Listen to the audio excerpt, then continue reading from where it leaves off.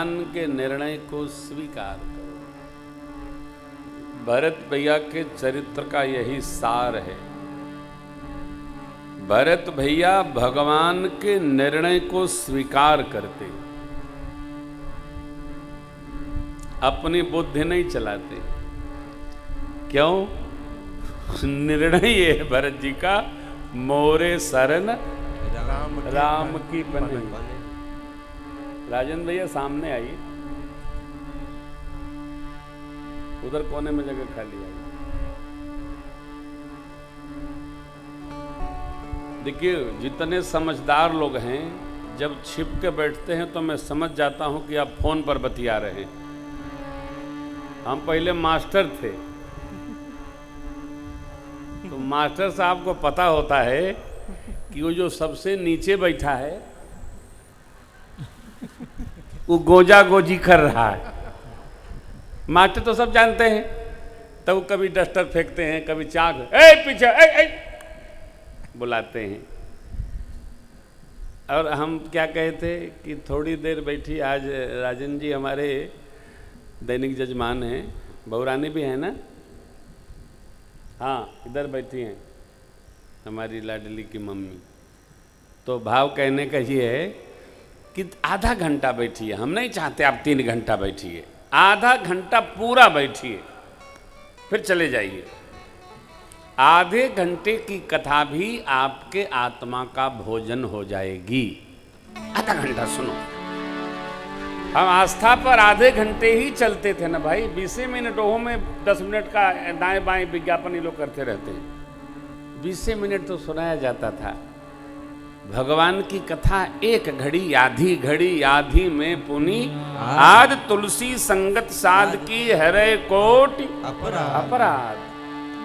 जितना समय हो ठीक से सुनिए, प्रेम से सुनिए। तो निवेदन करूं, स्वीकार होना।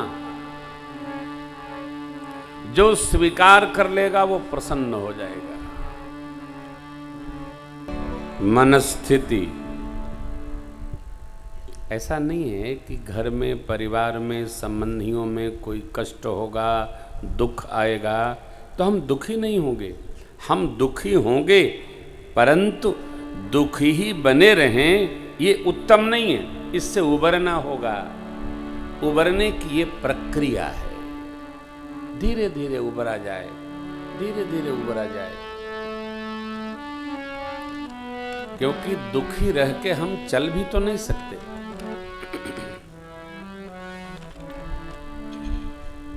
किसी ने परसों टेलीफोन किया, महाराज से बड़ा कष्ट है।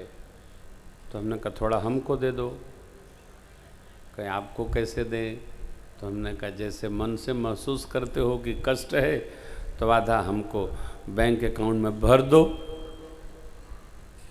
कहा आप तो हंसी कर रहे हैं। हम कहे हंसी करोगे तभी कष्ट कम होगा, गठरी बांधे रहोगे कष्ट बढ़ता ही जाएगा। ध्यान रखिएगा। जिस प्रकार विद्या बांटने से बढ़ती है उसी प्रकार दुख बांटने से कम होता है। बांट लो। आपने कभी सोचा, जब घर में कोई नहीं रहता है, किसी का अंतकाल हो जाता है तो लोग पुछार करने आते हैं। क्यों? कि इनका दुख थोड़ा हमारे जाने से घटेगा। अकेले बैठोगे और दुख बढ़ेगा। लोग मिलने आते हैं। लोगों के आने से बात बदलती है, घूमती है, तो हमारा दुख घटता है। सुख बांटने से बढ़ता नहीं है, दुख बांटने से घटता है। आप अपना सुख सुनाइएगा, सामने वाले को सुख नहीं होगा। क्यों? देख न सकहीं पराई विभूति। आप अपना ऐश्वर्य बताइएगा तो आपके जाने के बाद आदमी क्या कहेगा? यार अजीब आदमी है, जब आ जाता है सरदर्द कर देता है। केवल अपनी बताता है। अरे आप तो सुख बांट रहे थे ना। संसार आपके सुख को सुनकर प्रसन्न नहीं होगा। आदमी अपना निरादर मानता है। कहिए ना, मेरे 3 बच्चे हैं, बहुत अच्छे हैं, एक कोल्हापुर है, एक नागपुर है, एक जर्मनी है। क्या बतावें कितना आनंद है। उठने के बाद कहेगा जब आएगा अपनी ही गाता है आदमी। क्यों? जिसको गा रहा है उसका तो सब खटपट है, कोनो लड़की बात सुन ही नहीं रहा है। तो सुख बांटे तो सुख घटा की बढ़ा, दुख बढ़ाता है सुख बांटना, परंतु दुख बांटने से दुख घटता है। हम जिसका बांटेंगे उसको सुकून मिलेगा। सुख और आनंद ये स्वयं सिद्ध होता है, परंतु जब हम किसी का दुख बांटते हैं तो उसका सुख बढ़ता है, उसको अनुभूति होती है। बड़े अच्छे हैं, हमारे दुख में संग खड़े रहते हैं। कहा भरद्वाज जी ने जो आपका हो गया उसको सुख है। क्यों? आपके भरोसे है, जो स्थिति है उसकी आपके श्री चरण में समर्पित है, उसको सुख बढ़ेगा। कृपा करिए कि मेरा मन सहजावस्था में केवल आपका स्मरण करता रहे। भरद्वाज जी परमार्थ तत्ववेत्ता हैं। जिन्हि राम पद अति अनुरागा, तापस शम दम दया स्त्रिधाला, परमार्थ पथ परम। परमार्थ पथ क्या है? सखा परम परमार्थ एहू, मन क्रम वचन राम पद ले।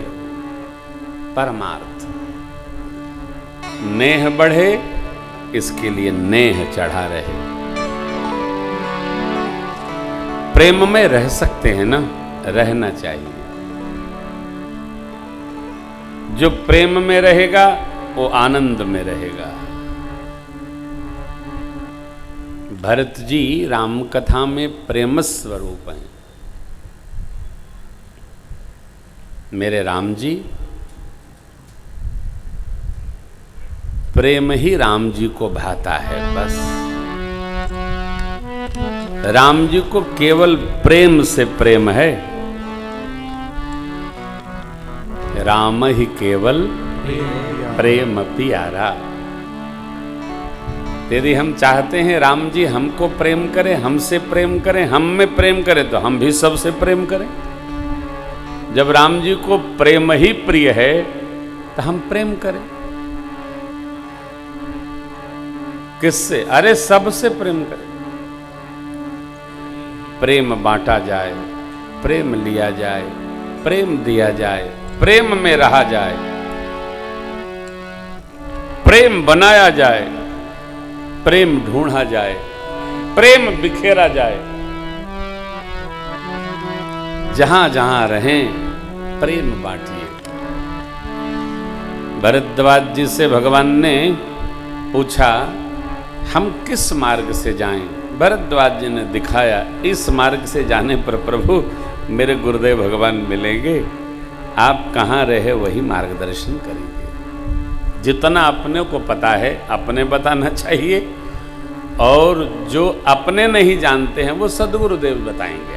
आप उनसे मिलिए, अपना काम नहीं। तो महर्षि वाल्मीकि जी के यहाँ प्रभु पधारे।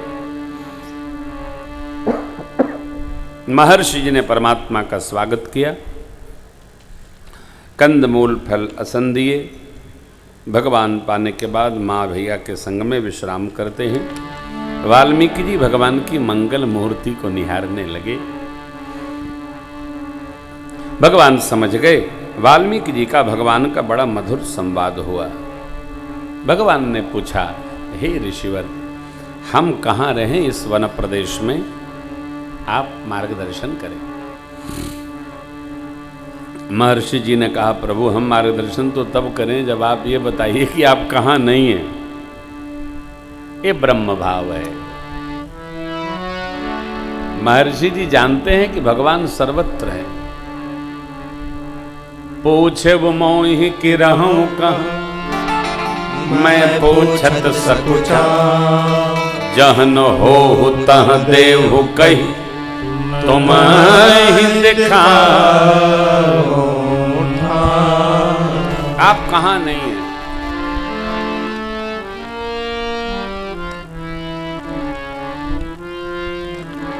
यह सिद्धांत है कि भगवान कहां नहीं है।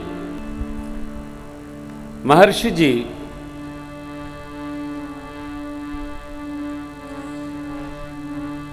पूछते हैं कि आप कहां नहीं हैं, अर्थात सर्वत्र आप हैं, तो मैं आपका निवास कहां बताऊं। भगवान ने कहा, प्रभु हम इस शरीर भाव से आपसे प्रश्न करते हैं कि हमको 14 वर्ष रहना है, जहां आप प्रकाशित करें हम वहां रहें। देखिए, निवास की दो शर्त है। मनुष्य को निवास कहां करना चाहिए? जहां अपने लिए स्वभाव के अनुकूल सख्य मंडली हो।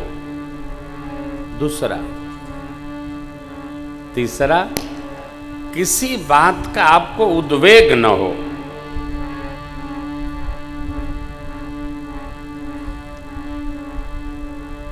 ये प्रभु कहते हैं, अब जह राहुर आयसु होई, मुनि उद्वेग न पावे को, तह रच रुचिर वर्ण तृणशाला वास करो कछु काल कृपा। अब जहां आपकी आज्ञा हो, शर्त क्या? अब तो किसी मुनि को उद्विग्नता न हो।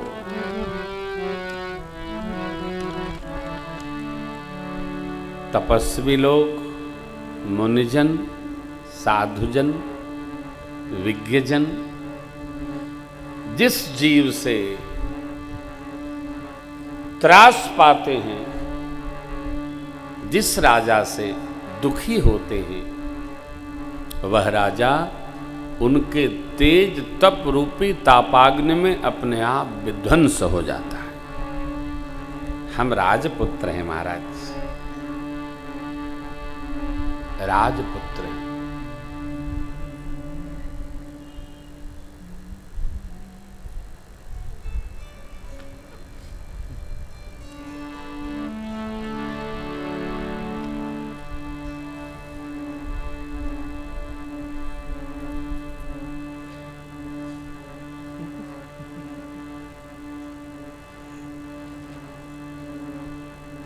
आप जानते हैं, रघुवंश की ही राजसत्ता पूरे भारतवर्ष में थी। भगवान अपने को अयोध्या के महाराज का नायब मानकर व्यवहार किए पूरे 14 वर्ष। अभी तो पूज्य पिताजी की सत्ता है। हम राजपुत्र हैं, हमारे रुकने से, रहने से, व्यवहार से किसी को क्लेश न पहुंचे। अस्तु, आप प्रकाशित करें प्रभु। भगवान समझ गए भाव, तो महर्षि जी ने भी भगवान की दिव्यत्व की प्रशंसा करी। क्या करी?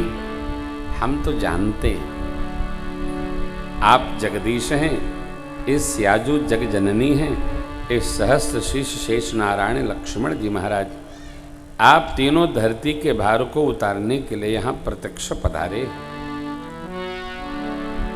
आप चिदानंद स्वरूप हैं प्रभु, आपको सब जान सकते नहीं। आप जिसको जनाना चाहें वही आपको समझ सकता है, जान सकता है। सोई जानई जेहि देहु जनाई, जनाई जानत तुम ही होई जाए। जानता कौन है? तो जिस पर आप कृपा कर दे। तुम्हारी ही कृपा तुम्हें ही रघुनंदन, आपकी कृपा से आपको जाना जा सकता है। भगवान की कृपा मित्रों माताओं जिस जीव पर न हो वो भगवान को जान सकता ही नहीं। और जिसकी बुद्धि जगत के ही संग्रह में लगी है वो जगदीश को कहां जानेगा? है? जगदीश को जानने के लिए तो बुद्धि जगत से निपटकर और जगदीश में रमानी पड़ेगी ना भैया। जो जगत में अझुराया है तो उधर कहां जाएगा? कभी ममता रत सन ज्ञान कहानी, अति लोभी सन बीरति बखानी।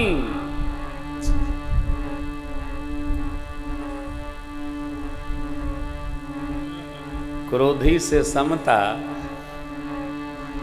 लोभी से त्याग वृत्ति, ये उपदेश अच्छा है क्या? नहीं। ऊसर बीज बये फल जथा।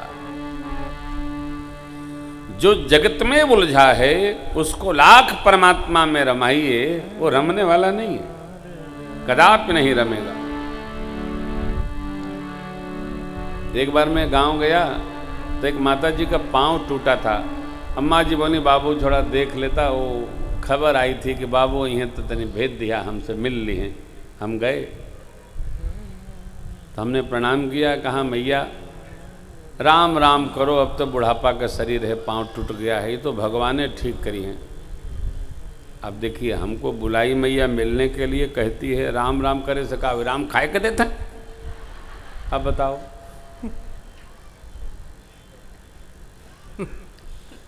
तो मैंने कहा कि माई को उपदेश करेंगे तभी नाराज हो जाएगी, फिर अम्मा जी से कहेगी। तो हमने कहा माई कोई बात नहीं, न करो, आप जेकर मन करे ओकर नाम जपो, सब रामे का नाम है।